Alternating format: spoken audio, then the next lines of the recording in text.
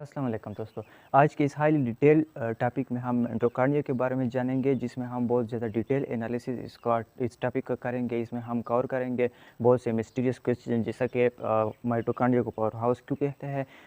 इसके अलावा माइटोकॉन्ड्रिया को पावर हाउस किस वजह से कहते हैं, क्योंकि एटीपी तो हमारे पास क्लोरोप्लास्ट में भी बनता है, इसके अलावा साइटोप्लाज्म में भी बनता है। इसके अलावा अगर दूसरा क्वेश्चन हमारे पास ये है कि अगर एक एनिमल ऐसा है जिसमें हमारे पास माइटोकॉन्ड्रिया एब्सेंट है, जिस तरह कि हमारे पास एक प्रोकैरियोट है, हमारे पास हमारा मसल सेल है या आरबीसी है, सॉरी मसल सेल नहीं है आरबीसी, तो ये हमारे पास अगर ये सर्वाइव किस तरह करेंगे, तो इसके अलावा हम बहुत ढेर सारी एमसीक्यूज और इस तरह के कई सारे क्वेश्चन डिस्कस करेंगे।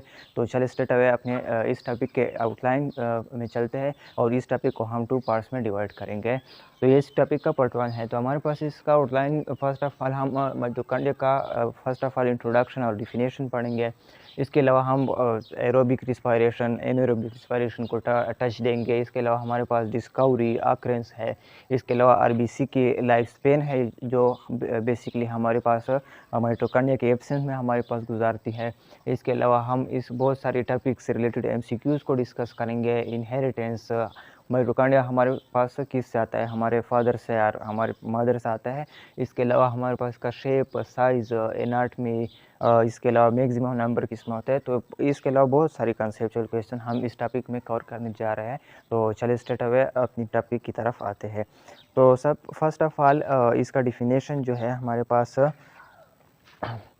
ए cell organelle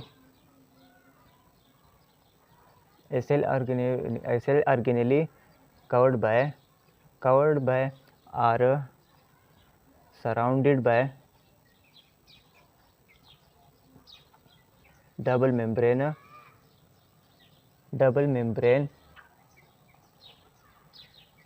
which play its role in energy release or cellular respiration।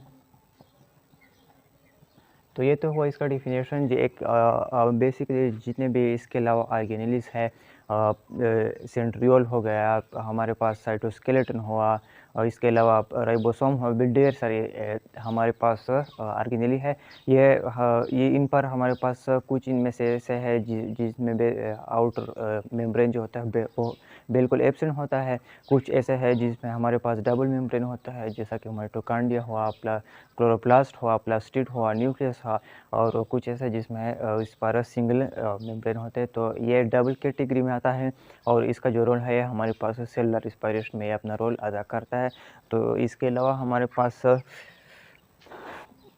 ये बेसिकली जो एनर्जी हमारे पास रिलीज़ करता है, ये हमारे पास ये सेलुलर रिस्पायरेशन भी कह सकते हैं, या हमारे पास play its role in aerobic respiration भी आप इसको कह सकते हो। एरोबिक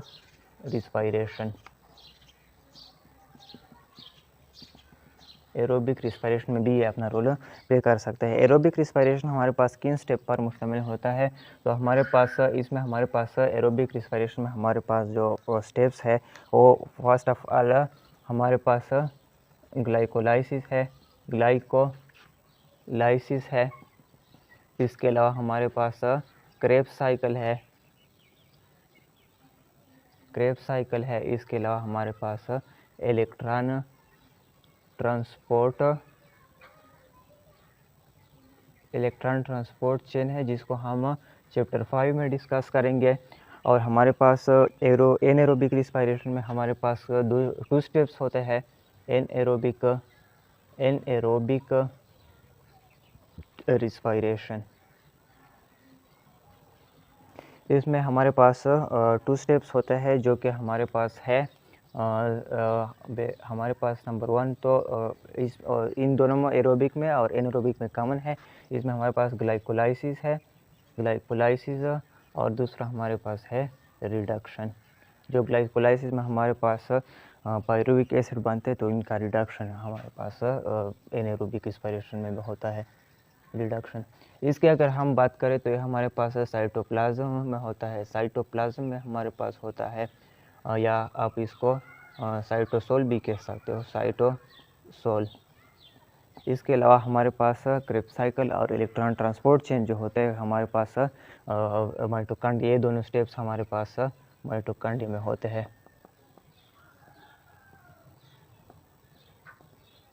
इसके अलावा ग्लाइकोलाइसिस और जो रिडक्शन है हमारे पास ये हमारे पास होता है ये हमारे पास साइटोप्लाज्म में होता है। साइटोप्लाज्म में हमारे पास ये दोनों स्टेप्स होते हैं। तो बेसिकली हमने इस बात का प्रूफ कर लिया कि हमारे पास माइटोकॉन्ड्रिया बेसिकली अपना रोल प्ले करता है एरोबिक रिस्पायरेशन में। और एरोबिक रिस्पायरेशन में तो बेसिकली ये तो वैसे भी हमारे पास इन दोनों में कॉमन है। तो ये जो बाकी बचे दो स्टेप्स तो इनको हम बेसिकली एरोबिक रिस्पायरेशन कहते हैं और ये दोनों हमारे पास माइटोकॉन्ड्रिया में होते हैं। इसके अलावा डिस्कवरी की बात करते हैं।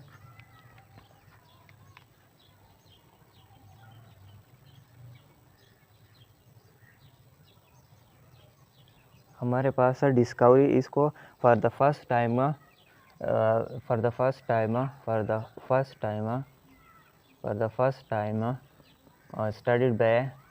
studied by a scientist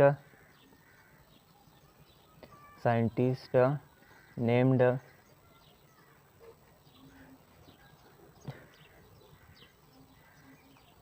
Albert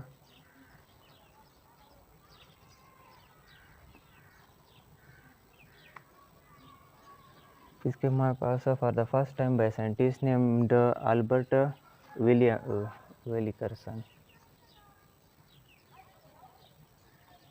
इसके अलावा इसको हमारे पास जो डिस्कवरी बहुत सी बुक्स में हमारे पास 1857 है और कुछ बुक्स में हमारे पास 1850 है। तो आप जो आपके बुक में है आप उनको फॉलो करोगे। इसके अलावा इसको एक स्पेशल टेक्निक के ज़रिए डिस्कवर किया था जिसको हम अभी एक्सप्लेन करते हैं। इसको हमारे पास नेगेटिव स्टेनिंग टेक्निक कहते हैं। इसको आप एक हमारे पास होता है पॉजिटिव स्टेनिंग टेक्निक और एक हमारे पास होता है negative staining technique. Positive staining technique वो होता है जिसमें हमारे पास जब हम कोई ऑर्गेनेली को या इलेक्ट्रॉन माइक्रोस्कोप या लाइट माइक्रोस्कोप में ऑब्जर्व करते हैं तो इसको हम स्टेन या कलर दे देते हैं जिसकी वजह से वो बहुत प्रोमिनेंट दिखाई देता है। तो पॉजिटिव स्टेनिंग टेक्निक बेसिकली उनको कहते हैं जो ऑर्गेनेली हमारे पास कलर को एब्जर्व कर लेता है और इसको हम इसके बाद माइक्रोस्कोप पर देख लेते हैं तो उनको हम कहते हैं पॉजिटिव स्टेनिंग टेक्निक। लेकिन ये जो माइटोकॉन्ड्रिया है इनको एक स्पेशल टेक्निक जिसको हम नेगेटिव स्टेनिंग टेक्निक कहते हैं इनके ज़रिए डिस्कवर किया गया था।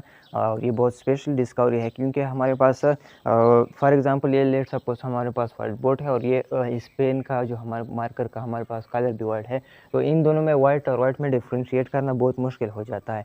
लेकिन इसको नेगेटिव स्टेनिंग टेक्निक उनको कहते हैं जब हम किसी बैकग्राउंड को ऑर्गेनेली के बजाय इनके बैकग्राउंड को हम कलर दे देते हैं और फिर वो ऑर्गेनेली बहुत प्रोमिनेंट दिखाई देती है तो इसको हमारे पास नेगेटिव स्टेनिंग टेक्निक कहते हैं। लेट सपोज हमारे पास ये व्हाइट बोर्ड है और ये इनको हमने ब्लैक कर लिया इसके बैकग्राउंड को। अगर हम इनको कंपेयर करते हैं इस व्हाइट मार्कर को वह हमारे पास दिखाई देती है तो इनको हमारे पास नेगेटिव स्टेनिंग टेक्निक कहते हैं। इसके अलावा एक दूसरा साइंटिस्ट इसके बाद आया उसके बाद हमारे पास एक दूसरा साइंटिस्ट आया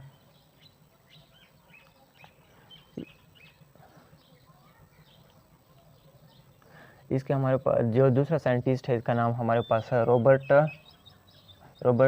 रिचर्ड है हमारे पास। और इनको हमारे पास रॉबर्ट वेलिकार्सन वेलिकार्सन है हमारे पास वेलिकार्सन है हमारे पास। और इसको हमारे पास एक दूसरा साइंटिस्ट के बाद आया जो हमारे पास इसका नाम रॉबर्ट रिचर्ड था और उन्होंने हमारे पास माइटोकॉन्ड्रिया को एक स्पेशल नाम दिया। उनसे नाम दिया बायोब्लास्ट का नाम दिया या इसको हमारे पास लाइफ जर्म्स कहते हैं। यानी जो लाइफ की एक्टिविटीज़ होती है माइटोकॉन्ड्रिया की वजह से जो लाइफ एक्टिविटीज़ होती है इनको हमारे पास बायोब्लास्ट कहते हैं या लाइफ जर्म्स यानी लाइफ माइटोकॉन्ड्रिया की वजह से। इसके अलावा हमारे पास फाइनली इसको माइटोकॉन्ड्रिया का नाम जो दिया वो एक साइंटिस्ट था जिसका नाम था हमारे पास Benda and it was called as a mitochondria mitochondria by scientist named Benda. ये एक हमारे पास साइंटिस्ट आया था, इसने इनको नाम दिया था। तो ये तो हमारे पास साइंटिस्ट वाइज और डेट वाइज इनकी डिस्कवरी हो गई। अब हम आते हैं इसके बाद हम आते हैं ऑकरेंस की तरफ।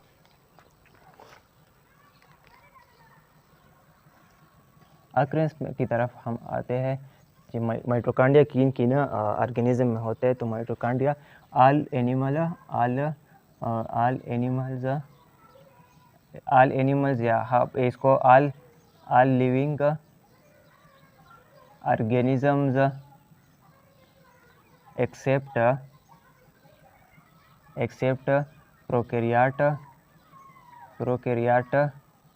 एंड आरबीसी, इन दोनों में हमारे पास माइटोकॉन्ड्रिया एब्सेंट होता है, बाकी ऑल ऑर्गेनिज्म में हमारे पास प्रेजेंट होता है। तो अब आपके जहन में क्वेश्चन आएगा कि आरबीसी ये अपनी 120 डेज़ की लाइफ किस तरह गुजारती है, जब बेसिकली इसमें माइटोकॉन्ड्रिया ही एब्सेंट होता है, तो ये इनमें एनर्जी कहाँ से आती है। तो हमारे पास आरबीसी जो होता है they survive by fulfill their energy needs they fulfill their energy needs by glycolysis। तो हमारे पास ग्लाइकोलाइसिस में जितने भी हमारे पास 2 ATP हमारे पास जो रिलीज़ होता है, ग्लाइकोलाइसिस में जो 2 ATP रिलीज होता है, ये इन पर गुजारा अपना चला लेता है और 120 डेज़ का लाइफ ये गुजार लेता है। इसके अलावा हमारे पास दूसरा